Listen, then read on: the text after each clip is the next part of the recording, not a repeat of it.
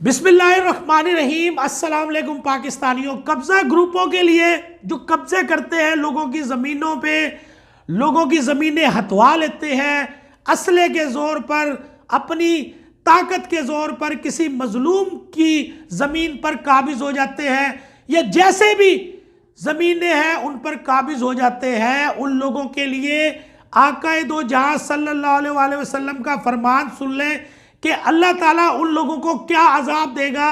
कि नबी पाक सल्लल्लाहु अलैहि वसल्लम ने फरमाया, उसका मफहूम है कि जिसने ज़रा सी ज़मीनें ना हक ले ली उसे क़यामत के दिन 7 ज़मीनों के अंदर धसाया जाएगा।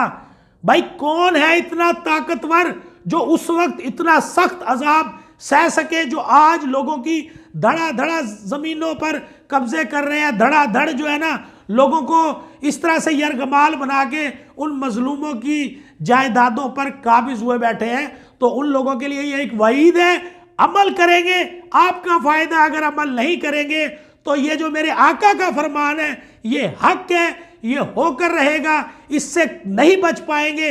इसीलिए ज़िंदगी अल्लाह ने दी है, इसको गनीमत जानते हुए किसी ने भी अगर किसी की ज़मीन पर कब्जा किया है तो फौरन छोड़ दे, क्योंकि कोई पता नहीं कब आंख बंद हो जाए और कब जब आपकी आंख खुले तो आप इस तरह के कब्जे में धसे हुए हो, मजे दूसरे करेंगे, अजाब उस पर होता रहेगा जिसने कब्जा किया होगा।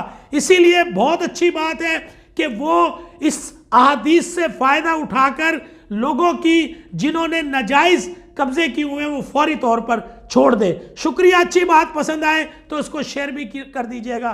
पाकिस्तान जिंदाबाद।